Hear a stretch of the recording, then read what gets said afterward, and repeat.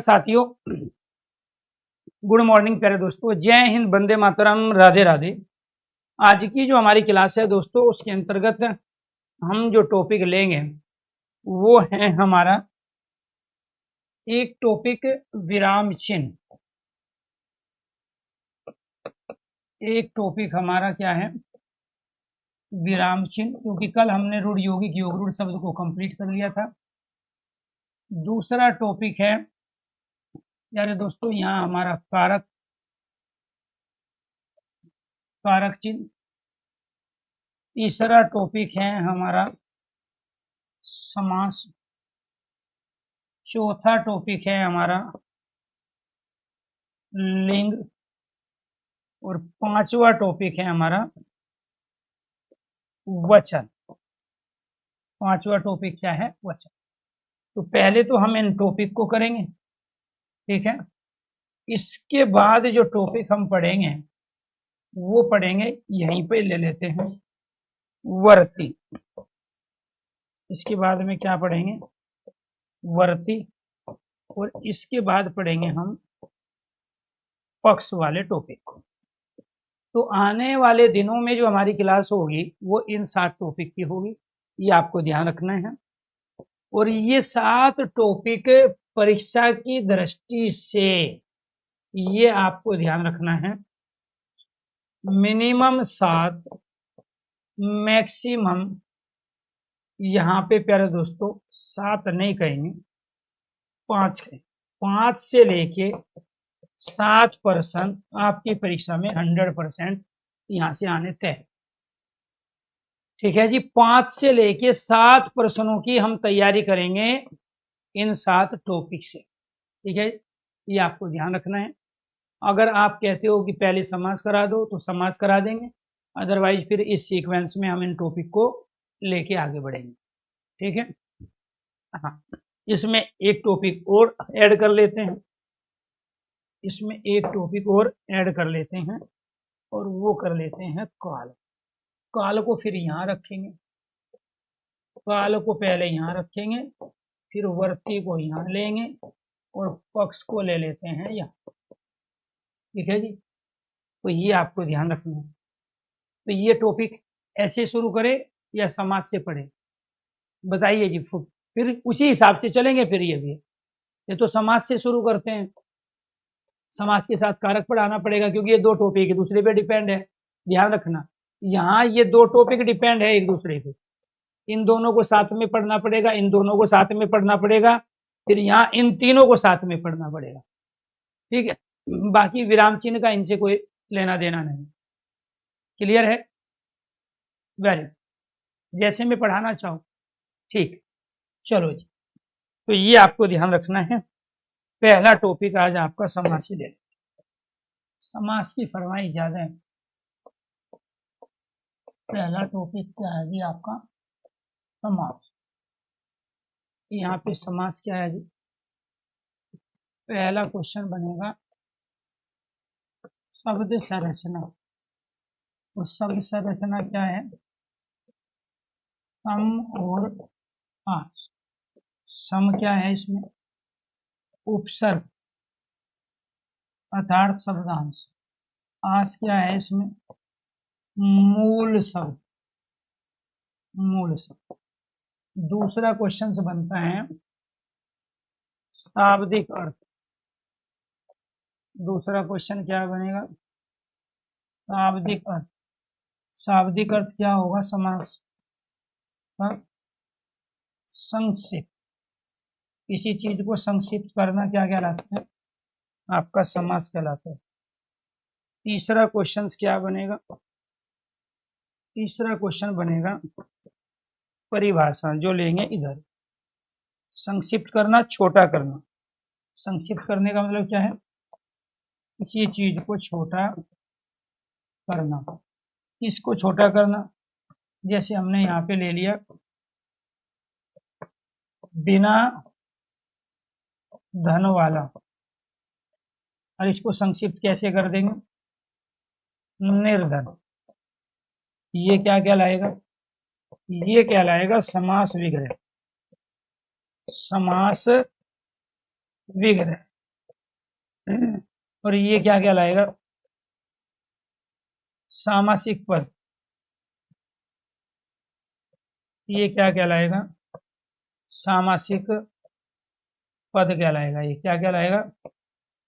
सामासिक पद कहलाएगा। ये समास विग्रह है और ये क्या है? सामासिक पद है। इसके बाद समास की परिभाषा, ये क्वेश्चन बने। समास की परिभाषा क्या है? यहाँ एक परिभाषा तो है आपकी, ये यहाँ पे ले लेता हूं। शब्दांश के साथ में शब्द आएगा तो समास बनाएगा। दूसरी, शब्द के साथ में शब्द आएगा तो भी समास बनाएगा। तीसरी, पद के साथ में पद आएगा तो भी समास बनाएगा। चौथी परिभाषा है दो से अधिक पद, दो से अधिक पद भी आपके समास बनेंगे। तो ये शब्दांश क्या है? प्रतिदिन,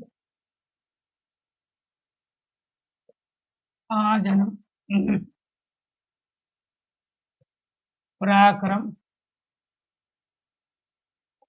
पर्यावरण, ये सब अव्ययी भाव समास के उदाहरण है। शब्द के साथ शब्द आ जाए, दिन रात, लाभ हानि, या फिर आ जाए यहाँ पे धीरे धीरे शब्द अपने को रिपीट करे, या फिर वो अलग अलग हो। चाय वाय, ये शब्द के साथ में शब्द आएंगे। पद के साथ पद कैसे आते हैं? चिड़ियाघर, चिड़िया के लिए घर। हिमालय,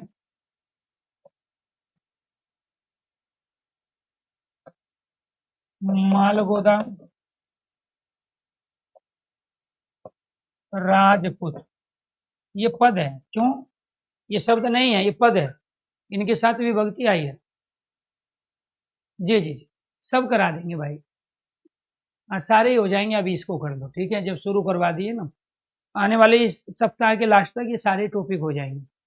बस समाज का थोड़ा सा बड़ा टॉपिक है, बाकी तो एक दिन में एक टॉपिक आपका कंप्लीट रहेगा।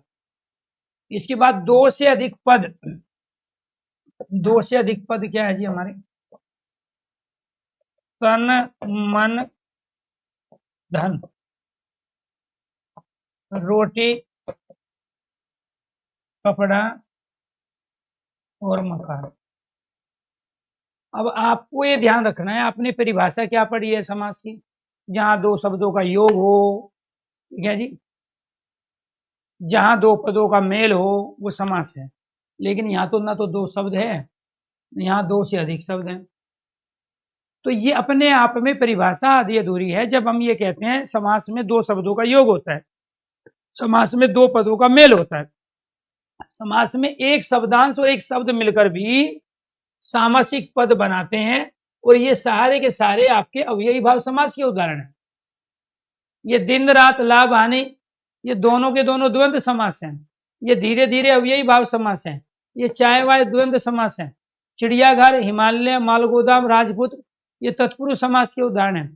तन मन धन रोटी कपड़ा मकान, ये द्वंद्व समास के उदाहरण हैं। तो समास की चार परिभाषा है, यानी कि एक उपसर्ग और शब्द भी सामासिक पद बनाते हैं, दो शब्द मिलकर भी समास बनाते हैं, दो पद मिलकर भी समास बनाते हैं, और दो से अधिक पद भी समास का निर्माण करते हैं। इसके बाद बात करते हैं समास के भेदों। समास के भेद, समास के भेद होते हैं 6। अब इनमें से पहला जो भेद है वो है अव्ययी भाव समास।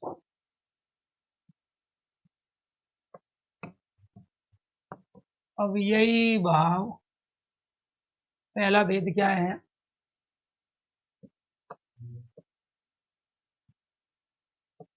अव्ययी भाव समास कहाँ होगा जी अव्ययी भाव समास?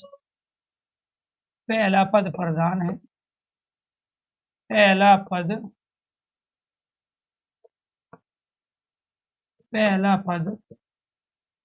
प्रधान, और वो पहला पद अविकारी होगा। पहला पद अविकारी शब्द, पहला पद अविकारी शब्द उपसर्ग अव्यय निपात में से कोई है।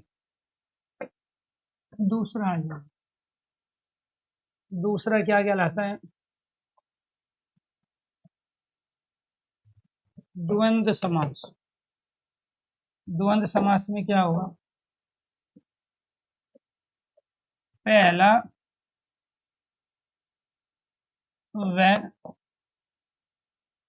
व दूसरा पद,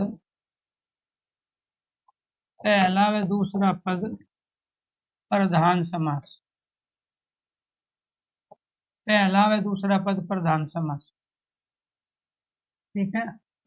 द्वंद्व, दो से अधिक पद, दो से अधिक पद, वो भी द्वंद्व समास होगा जिसमें दो से अधिक पद होंगे। इसके बाद तीसरा है कर्मधारय, कर्मधारय समास। कर्मधारय समास क्या है जी? दूसरा पद प्रधान है और इसको विशेषण विशेष्य, विशेषण विशेष्य समास भी कहते हैं और उपमान उपमेय समास भी कहते हैं। विशेषण विशेष्य उपमान उपमेय समास, उपमान उपमेय, उपमान उपमेय समास भी कहते हैं। इसके बाद क्या है जी? फोर्थ है द्विगु समास। द्विगु समास है जी फोर्थ। द्विगु समास क्या है जी? पहला पद संख्यावाची है, पहला पद संख्यावाची, पहला पद संख्यावाची, दूसरे पद की प्रधानता, दूसरे पद की प्रधानता, पहला पद संख्यावाची और दूसरे पद की प्रधानता। और समूहवाची शब्द भी, समूहवाची शब्द, समूहवाची शब्द जैसे सप्ताह है, पंजाब है, वो भी द्विगु समास होता है। इसके बाद बात करेंगे पांचवा तत्पुरुष समास में जो क्वेश्चन की वैरायटी बनती है उन क्वेश्चनों को आपके सामने ले रहा हूँ। ठीक है। हाँ, सब समझाएंगे, बस आप चीज़ों को थोड़ा सा नोट करते रहो और सुनते रहो, ये सारी चीज़ आपके सामने आ जाएगी जो भी आप पूछ रहे हो। टॉपिक कंप्लीट तो डाउट भी कंप्लीट। टॉपिक अगर खत्म हो गया, डाउट बच गया, तो फिर आपका टीचर कंप्लीट नहीं है। ठीक है। यहाँ पर क्या है जी हमारा? तत्पुरुष समास, दूसरा पद प्रधान, दूसरा पद प्रधान। जो भी आप मेरे से पूछ रहे हो वो अगले कुछ मिनटों में, घंटों में, दिनों में आपके सामने आ जाएगा। दूसरा पद प्रधान, लेकिन दूसरा पद प्रधान, लेकिन पहला संख्यावाची नहीं होगा। पहला पद संख्यावाची, पहला पद संख्यावाची या उपम विशेषण नहीं होगा। पहला पद संख्यावाची विशेषण नहीं होगा। भाई दूसरा पद तो प्रधान इसमें भी है, लेकिन इसमें क्या है, विशेषण है वो पहला पद। इसमें क्या है, द्विगु में पहला पद संख्यावाची है, इसमें पहला पद संख्यावाची विशेषण नहीं होगा। दूसरे पद की प्रधानता जरूर है, लेकिन पहला पद संख्यावाची होगा तो द्विगु है, और पहला पद विशेषण उपमान होगा तो क्रमधारी है। ये अंतर है क्रमधारी और द्विगु से इसका। इसके बाद 6, यहाँ 6 है बहुव्रीहि समास। क्या है जी, बहुव्रीहि समास।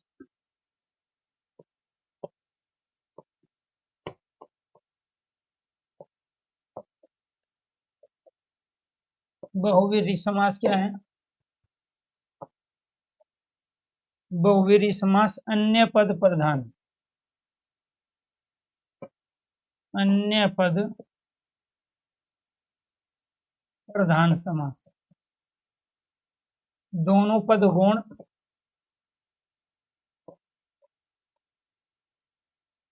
दोनों पद गौण, गौण मतलब कम महत्वपूर्ण। तीसरे पद की प्रधानता, तीसरे पद की प्रधानता कहाँ होती है, बहुव्रीहि समास में। तो ये आपको ध्यान रखना है। समास के भेद की संख्या है हिंदी में 6, और उन 6 भेदों में आते हैं अव्ययी भाव समास, द्वंद्व समास, कर्मधारय, द्विगु, तत्पुरुष और बहुव्रीहि समास। निम्नलिखित में से कौन सा समास का भेद नहीं है, इन 6 को छोड़ के जो भी आ जाए वो समास का भेद नहीं है। पहला पद प्रधान समास किसमें होता है, ध्यान से सुनना बात को। पहला पद प्रधान समास होता है अव्ययी भाव, और इसमें वो पहला पद क्या होगा, अव्यय होगा। अव्यय का दूसरा नाम होता है अविकारी। अविकारी शब्द उन्हें कहते हैं जो किसी लिंग वचन काल कारक में बदलते नहीं है, जैसे उपसर्ग नहीं बदलते, अव्यय शब्द आगे पीछे आज कल परसों नहीं बदलते, निपात शब्द नहीं बदलते, जैसे केवल, सिर्फ, तुम, मात्र, ठीक है, ये सारे के सारे क्या कहलाते हैं, वर्जित, निषेध, ये निपात कहलाते हैं। तो अव्ययी भाव समास में पहले पद की प्रधानता होगी, और वो पहला पद अविकारी होगा, किसी भी लिंग वचन काल कारक में बदलेगा नहीं। द्वंद्व समास में दोनों पदों की प्रधानता होती है, और जहां 2 से अधिक शब्द आ जाए, जैसे तन मन धन, रोटी कपड़ा मकान, आन बान शान, लाल बाल पाल, उन सब में 2 से अधिक पद है, वे सारे के सारे क्या कहलाएंगे, आपके अव्ययी भाव समास के उदाहरण, द्वंद्व समास के उदाहरण कहलाएंगे। कर्मधारय समास, द्विगु समास, तत्पुरुष समास में कॉमन चीज क्या है, इसमें भी दूसरा पद प्रधान है, इसमें भी दूसरा पद प्रधान है, और इसमें भी दूसरा पद प्रधान है। तो यहाँ पे कर्मधारय, द्विगु और तत्पुरुष में कॉमन चीज ये है कि इन तीनों समास में दूसरा पद अर्थात बाद वाला पद, उत्तर पद, द्वितीय पद प्रधान होता है। लेकिन तीनों में अंतर क्या है कि जहाँ द्विगु में पहला पद संख्यावाची होगा, वहां तत्पुरुष में और कर्मधारय में पहला पद संख्यावाची नहीं होता है। जहाँ विशेषण में, जहाँ कर्मधारय में पहला पद विशेषण होगा या उपमान होगा, वहां द्विगु में कभी भी पहला पद विशेषण उपमान, तत्पुरुष में पहला पद कभी भी विशेषण उपमान नहीं होगा।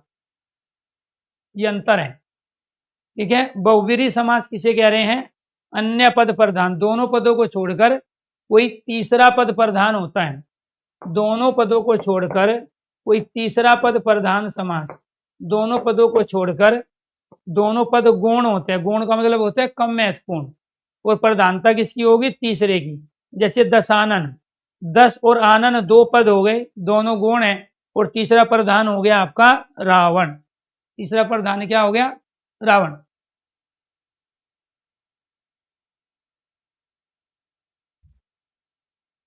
जी जी,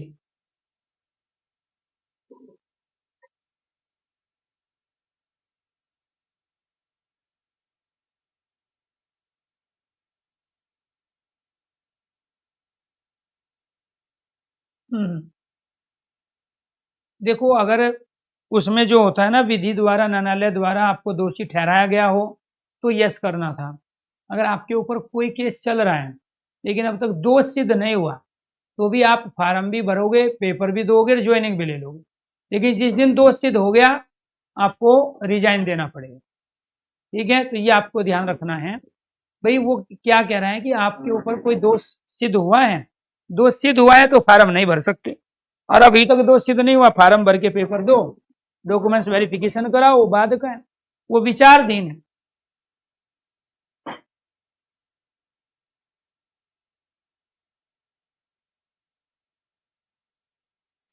जी जी, क्लियर। तो ये क्या हो गए हमारे समास के भेद, अवयवी, द्वंद्व, कर्मधारय, द्विगु, तत्पुरुष और बहुवेदी। समास के 8 भेद नहीं होते, वो तो कारक के भेद होते हैं 8, समास के भेद 6 होते हैं। लेकिन इनमें से भी जब कर्मधारय को और द्विगु समास को तत्पुरुष का भेद मान लिया जाता है तो उस समय समास के भेदों की संख्या 4 होती है। तो जब ऑप्शन में 6 ना हो तो समास के भेद कितने होंगे? 4। क्यों होंगे ये देखो, द्विगु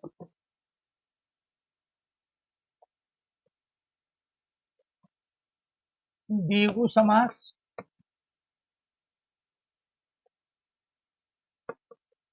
कर्मधारय समास, द्विगु समास, कर्मधारय समास,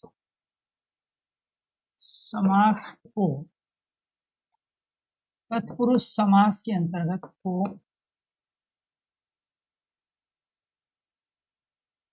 समास को तत्पुरुष समास का तत्पुरुष समास का भेद माना जाता है। ठीक है जी। दूसरा, द्विगु समास,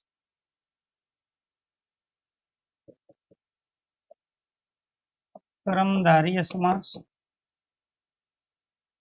और तत्पुरुष समास। अब इसमें हमने द्विगु समास में क्या ले लिया? 2 पैर। कर्मधारय में हमने क्या ले लिया? कमीना मंत्री या महात्मा ले लिया, महात्मा, महानाथ। तत्पुरुष में क्या ले लिया? राज। इन तीनों में एक चीज कॉमन है, इसमें 2, ठीक है, संख्या है, इसमें महान विशेषण है, लेकिन इसमें राज न तो संख्या है न विशेषण है, जो आपको भी बता रही थी। लेकिन कॉमन चीज क्या है? कॉमन चीज ये है कि इसमें दूसरे पद की प्रधानता है, इसमें आत्मा की प्रधानता है, इसमें पुत्र की प्रधानता। तो इसमें पहर की, इसमें आत्मा की, इसमें पुत्र की, तो इन तीनों में दूसरा पद प्रधान है। दूसरा पद प्रधान, तो दूसरा पद प्रधान होने की वजह से तीनों में एक कॉमन चीज हो गई, इसीलिए द्विगु और कर्मधारय को तत्पुरुष समास का भेद मान लिया गया। और उस कंडीशन में समास के भेदों की संख्या 4 बचती है, उसमें से आपको द्विगु और कर्मधारय को निकालना होगा। 2 पैर द्विगु का उदाहरण है, महात्मा कर्मधारय का उदाहरण है, क्योंकि ये विशेषण है, ये विशेष्य है, और ये राजपुत्र, राजा का पुत्र, तत्पुरुष का उदाहरण है। तीनों में कॉमन चीज है कि दूसरा पद प्रधान है। तीनों में कॉमन चीज क्या है? तीसरा पद प्रधान। अब आपसे पूछेगा द्विगु कर्मधारय किसके भेद हैं? द्विगु कर्मधारय तत्पुरुष के भेद है। जब ऑप्शन में समास के भेदों की संख्या 6 ना हो तो समास के भेदों की संख्या कितनी होगी? 4, क्योंकि संस्कृत में समास के भेदों की संख्या 4 ही होती है। कितनी होती है? 4 होती है। फिर आपसे वो ये पूछेगा यहां पर, जिसको आप पहला कह रहे हो वही प्यारे दोस्तों प्रथम भी कहलाता है। जिसको आप पहला कह रहे हो उसको क्या बोलेंगे हम? प्रथम। और उसी को बोलेंगे पूर्व। ठीक है, उसी को क्या बोलेंगे? पहला, प्रथम और पूर्व पद, ये कॉमन चीज है। ठीक है जी। और जब हम ये कह रहे हैं दूसरा, ठीक है, इसको बोलेंगे द्वितीय, द्वितीय पद प्रधान, और इसको बोलेंगे उत्तर पद प्रधान, ठीक है जी। और इसको बोलेंगे बाद वाला पद, ये भी समानार्थी है। अब कोई आपसे कहे कि पूर्व पद प्रधान समास बताओ, तो पूर्व पद प्रधान समास वही तो है जिसमें पहला पद प्रधान होता है या प्रथम पद प्रधान होता है। तो ये तो कहलाता है दोस्तों हमारा हिंदी में, पहला दूसरा क्या है, हिंदी का शब्द है। और इस पहले दूसरे को संस्कृत में क्या कहते हैं, प्रथम और द्वितीय कहते हैं संस्कृत में। और अपभ्रंश भाषा में क्या कहेंगे इसको, पूर्व और उत्तर कहेंगे अपभ्रंश में। और यहाँ देसी में क्या क्या देते हैं, देसी भाषा में बाद वाला। कुछ बात समझ में आई? तो जिसको हम यहाँ पहला कह रहे हैं उसी को संस्कृत में प्रथम कहते हैं, अपभ्रंश में पूर्व कहते हैं। जिसको हम यहाँ दूसरा कह रहे हैं उसी को संस्कृत में द्वितीय, अपभ्रंश में उत्तर कह रहे हैं। अब आपसे कुछ भी कहे, पहला पद, प्रथम पद, पूर्व पद, अव्ययी भाव, दूसरा पद, द्वितीय पद, उत्तर पद, बाद वाला पद, तत्पुरुष समास, क्लियर। और जहाँ पहला और दूसरा प्रधान होगा द्वंद्व, प्रथम द्वितीय प्रधान हो द्वंद्व, पूर्व उत्तर पद दोनों प्रधान होंगे द्वंद्व समास, क्लियर। और जहाँ पे केवल दूसरा पद प्रधान है तत्पुरुष समास, और जहाँ पहला संख्यावाची हो दूसरा प्रधान हो द्विगु समास, और जहाँ इन दोनों में से कोई भी प्रधान ना हो बहुव्रीहि समास। क्या क्या लाएगा, बहुव्रीहि समास। इसके बाद बात करते हैं एक और नए क्वेश्चन की, और वो है समास विग्रह। क्या है जी, समास विग्रह। समास विग्रह, तो समास विग्रह को करते समय आपको क्या ध्यान देना है, अव्ययी भाव समास में एक क्या है हमारा, अव्ययी भाव समास का जो सामासिक पद है उसका समास विग्रह करोगे तो क्या आ जाएगा, अनुसार और के अनुसार का प्रयोग करोगे। इसका प्रयोग करोगे अनुसार और के अनुसार, जैसे यथाशक्ति, तो इसका समास विग्रह क्या होगा, शक्ति के अनुसार। यथाशक्ति सामासिक पद है और शक्ति के अनुसार समास विग्रह है, ठीक है। ऐसे ही दूसरा क्या है जी आपका, द्वंद्व समास। द्वंद्व में दोनों पद प्रधान होते हैं, इसमें यथा अविकारी शब्द अव्यय है, यथा का आप यथे यथी नहीं बना सकते, यथा का आप यथे और यथी नहीं बना सकते। द्वंद्व समास में आप किसका प्रयोग करोगे जी, द्वंद्व समास में प्रयोग करोगे आप और का, या का, वह का और अथवा, इनमें से कोई एक। कैसे प्रयोग होगा, कैसे प्रयोग होगा ये देखो। जैसे हम यहाँ प्रयोग करेंगे माता, माता और पिता, इसमें हमने ले लिया पितरों शब्द, पितरों। तो पितरों का क्या करेंगे जी हम, माता और पिता। यहाँ हमने ले लिया रणवीर और रणधीर, इसका समास विग्रह कैसे होगा, रणवीर या रणधीर। यहाँ हो गया हमने गीता सीता, इसमें क्या करेंगे हम, गीता व सीता। यहाँ आतंकवाद और शांति, इसका समास विग्रह क्या हो जाएगा, आतंकवाद अथवा शांति। पाकिस्तान को किसी एक को चुनना पड़ेगा, आतंकवाद को या फिर शांति को, क्लियर। अब आप क्या कहोगे, अब आप ये कहोगे सर जी यहाँ और आया है इसलिए द्वंद्व समास है, यहाँ आया है द्वंद्व समास है, यहाँ वे आया द्वंद्व समास है, यहाँ अथवा आया है द्वंद्व समास। और इनमें दोनों पदों की प्रधानता है, रणवीर की भी, रणधीर की भी, गीता सीता की भी, आतंकवाद और शांति की भी। क्लियर। तो समास विग्रह करते समय जहां अनुसार के अनुसार आ जाए, अब यही भाव समास। समास विग्रह मतलब किसी पद की व्याख्या, छोटी से छोटी व्याख्या। समास विग्रह करते समय और या व अथवा आ जाए, द्वंद्व समास होगा।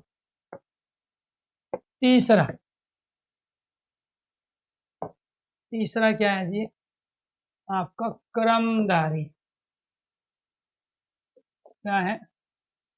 क्रमधारी है।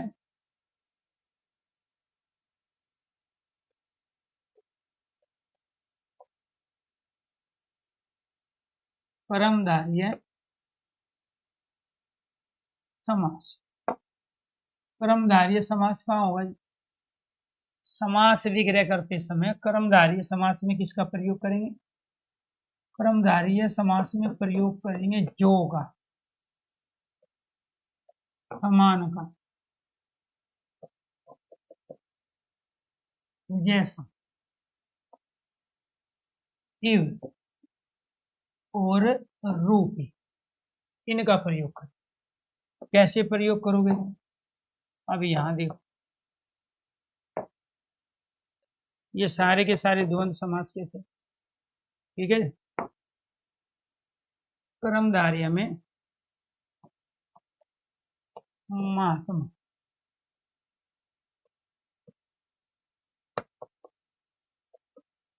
कमल ने,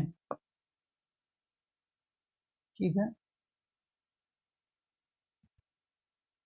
कमल ने,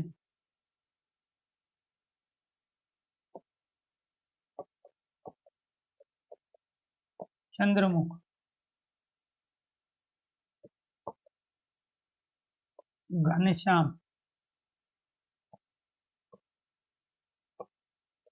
वचनाम, ये सारे कर्मधारय के उदाहरण हैं। कैसे करेंगे? महान है आत्मा जो, इसमें जो आ गया, कमल के समान ने, चंद्रमा जैसा मुख,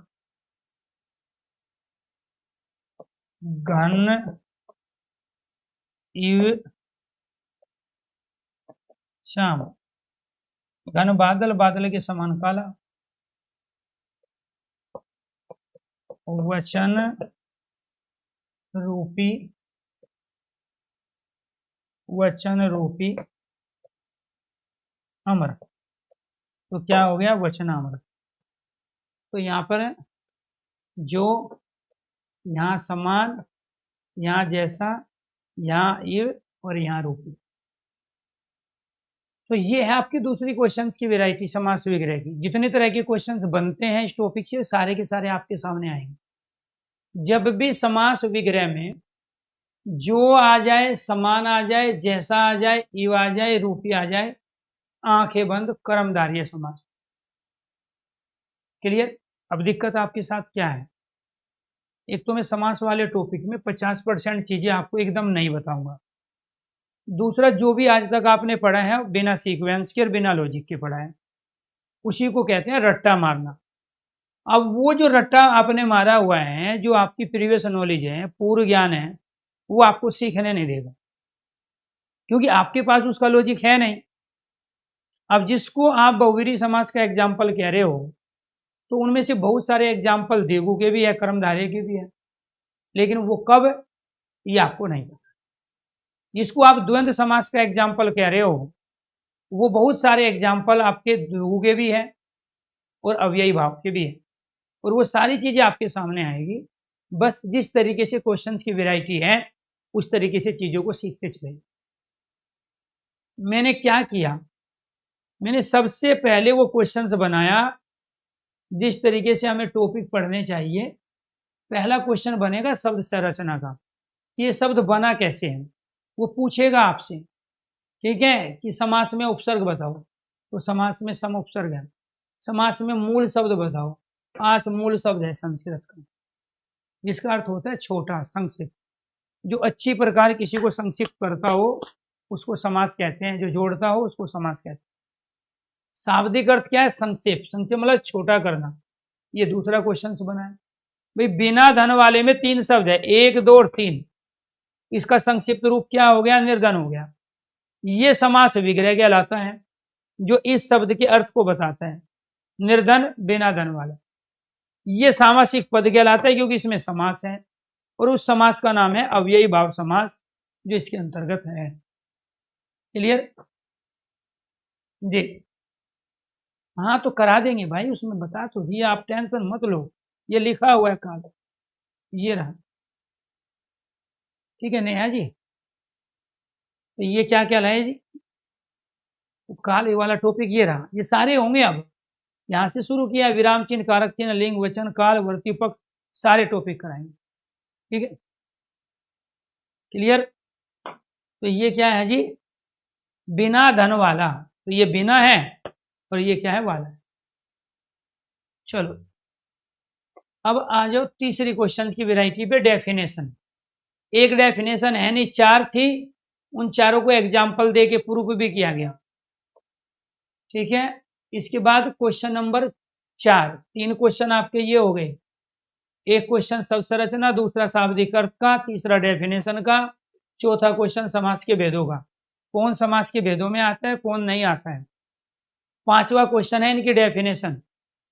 ठीक है, प्रथम पद प्रधान, अवयवी, दूसरा पद, पहला दूसरा दोनों पद प्रधान, द्वंद्व, दूसरा पद प्रधान लेकिन पद विशेषण विशेष्य उपमान उपमेय क्रमधारी है। पहला पद संख्यावाची, दूसरे की प्रधानता द्विगु, केवल दूसरा प्रधान, कोई संख्यावाची नहीं है, कोई विशेषण विशेष्य नहीं है, तत्पुरुष है। बहुविधि, अन्य पद प्रधान, दोनों पद गुण। तो ये कौन सा क्वेश्चन बन गया? पांचवा। छठा क्वेश्चन क्या है जी आपका, कि द्विगु और कर्मधारीय समास किस में आते हैं? तत्पुरुष समास में आते हैं।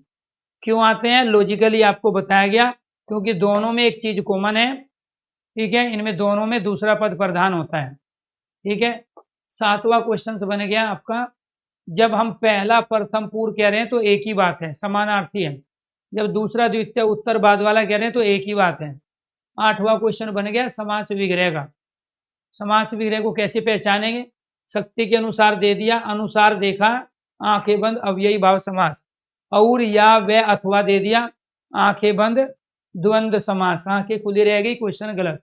जो समान जैसा इव रूपी देखा समास विग्रह में, तो कर्मधारीय समास, तो क्या कहलाया? कर्मधारीय समास। अब आ जाओ फोर्थ पे, द्विगु समास। समास विग्रह जब करोगे द्विगु समास,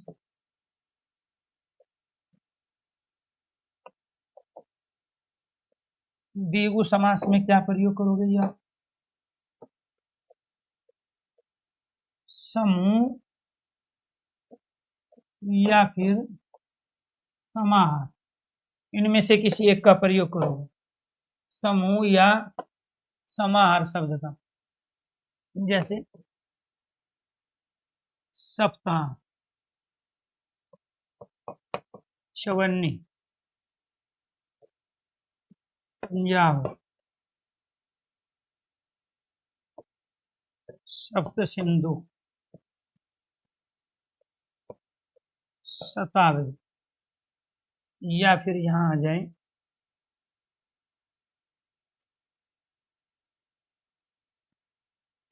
त्रिनेत्र। अगर बहुवीरी ऑप्शन नहीं दिया, त्रिनेत्र पूछ रहा है, तो क्या होगा? द्विगु समास का उदाहरण होगा। तो ये क्या हो जाएगा? 7 दिनों का समूह, चवन्नी, 4 आनों का समूह। 25 पैसे को चवन्नी कहते हैं, 1 रुपए में 4 चवन्नी होती है। 5 नदियों का समूह, 7 नदियों का समूह या समाहार। शताब्दी 100 वर्षों का समूह। 3 नेत्रों का समूह। समूह शब्द का ही तत्सम रूप समाहार होता है। उस समूह के स्थान पर समाहार शब्द भी प्रयोग में ला सकता है। इसी के स्थान पर 7 दिनों का समाहार सप्ताह। क्लियर? तो ये आपको ध्यान रखना है। सारी चीज आज ही पढ़ा दूं मैं, ठीक है? सबकी अलग अलग इच्छाएं हैं, ठीक है? तो यहाँ पर जो मैंने टॉपिक बताए हैं उसी के अनुसार आने वाली क्लास होगी और उन्हीं पे फोकस भी करो, ठीक है? अगले साल होगी कृष्णा जी, आपके बताए हैं टॉपिक की क्लास अगले साल होगी 2027 में। जी जी, कोई बात भाई, जिसको दिक्कत है यहाँ कोई फायदा नहीं है क्लास को डिस्टर्ब करके, मेरा नंबर ले लो, आप बात कर लेना, ठीक है? मैसेज छोड़ना, फोन नहीं करना है, पहले मैसेज छोड़ना, मैं अपने आप रिप्लाई दे दूंगा। 9891550539। आप पे कोई भी केस लगा है, होता है कई बार पड़ोसी रिश्तेदार नाम लिखवा देते हैं झूठा, ठीक है? FIR हो जाती है। अब उसमें से आप दोष मुक्त होंगे 100%। तो अगर डॉक्यूमेंट्स में कोई गलती है, कोई ज्वाइनिंग लेना चाहते हैं, वो छोड़ के दूसरी नौकरी में आना चाहते हैं, कोई अगर समस्या है तो 9891550539 पे कॉल कर देना, ठीक है? या मैसेज छोड़ना पहले, क्योंकि मैं क्लास में होता हूँ सुबह मॉर्निंग में 7 बजे से रात के 11 बजे, ऑनलाइन ऑफलाइन। आप मैसेज छोड़ दोगे तो मैं आपको रिप्लाई दे दूंगा। आप जरूरी नहीं आप मैसेज टाइप ही करो, वॉइस मैसेज छोड़ दो, कोई दिक्कत नहीं। मैं ज़्यादातर वॉइस मैसेज से देता हूँ, टाइप करने में टाइम लगता है, वैसे बोल के माइक से तुरंत आपकी चीज़ें क्लियर हो जाएगी। तो इसमें समूह या समाहार का प्रयोग किया, इसलिए क्या कहलाया हमारा यार दोस्तों, द्विगु। क्लियर? इसके बाद पांचवा है हमारा तत्पुरुष समास। पांचवा क्या है? तत्पुरुष समास। तत्पुरुष समास में क्या प्रयोग करेंगे हम? कारक चिन्ह। समास विग्रह करते समय कारक चिन्ह या परसर्ग। कारक चिन्ह का ही दूसरा नाम परसर्ग होता है। कारक चिन्ह क्या होते हैं? कारक चिन्ह होते हैं ये, कौन से? कर्ता ने, यहाँ पे आएगा आपका को का प्रयोग, कर्म को करण से और के द्वारा, ठीक है जी, संप्रदान के लिए, अपादान से अलग होना, संबंध का के टी। क्लियर? अधिकरण में पे और पर, में पे और पर, इन कारक चिन्हों का जब समास विग्रह में प्रयोग हो तो आंखें बंद करके वो क्या कहलाते हैं? तत्पुरुष समास कहलाते हैं। कैसे कहलाएंगे जी, वो भी देख लो। यहां मैंने ले लिया ग्रामगत, तो ये हो गया गांव को गया। यहां मैंने ले लिया गुण युक्त, तो ये क्या हो जाएगा? गुण से युक्त। यहां मैंने ले लिया तुलसी कर, तुलसी के द्वारा कर, ये क्या हो गया? तुलसी के द्वारा या तुलसी द्वारा कर किया गया, ठीक है? यहां मैंने ले लिया सूर रचित, सूर रचित, सूरदास द्वारा रचित, सूरदास द्वारा रचित। यहां मैंने ले लिया हवन सामग्री, हवन सामग्री ये होगी यहाँ हवन के लिए सामग्री, हवन के लिए सामग्री। यहाँ हो गया पथभ्रष्ट या रोग मुक्त, रोग मुक्त, रोग से अलग हो गया, रोग से मुक्त, रोग मुक्त, रोग से मुक्त। इसके बाद यहाँ हो गया राजपुत्र, ये क्या क्या लाएगा, राजा का पुत्र। ठीक है, यहाँ हो गया गृह प्रवेश, घर में प्रवेश, घर में प्रवेश। क्लियर। आप बीती, आप पर बीती, आप पर बीती। अब आपको ये ध्यान रखना है, इसमें का, में, पर, को, से, के द्वारा, द्वारा, के लिए, से, ये सब कारक चिन्ह है और ये सारे तत्पुरुष समास के उदाहरण हैं। ये सारे क्या है, तत्पुरुष समास के उदाहरण हैं। अब इसमें क्या होगा, ये आपका है कर्म तत्पुरुष का, कर्म तत्पुरुष, ये कर्ण तत्पुरुष, ये भी कर्ण तत्पुरुष का, ये भी कर्ण तत्पुरुष का, ये है संप्रदान तत्पुरुष का, संप्रदान तत्पुरुष, ये है अपादान तत्पुरुष, अपादान तत्पुरुष, ये है संबंध तत्पुरुष, संबंध, और ये दोनों हैं आपके अधिकरण तत्पुरुष। ये क्या है, दोनों अधिकरण तत्पुरुष के। क्यों, क्योंकि कर्म को करण से के द्वारा संप्रदान के लिए अपदान से अलग होना, संबंध का, के, की, अधिकरण में, पे, पर का प्रयोग करते हैं ना हम, तो इसीलिए सारे के सारे तत्पुरुष समास। लास्ट बच गया जी बहुव्रीहि समास। लास्ट क्या है जी आपका, बहुव्रीहि समास। बहुव्रीहि समास में किसका प्रयोग करोगे, वाला, वाली, वाले का, और दूसरा जिसका, जिसकी, और जिसके, इनका प्रयोग जहाँ हो, जैसे पीताम्बर,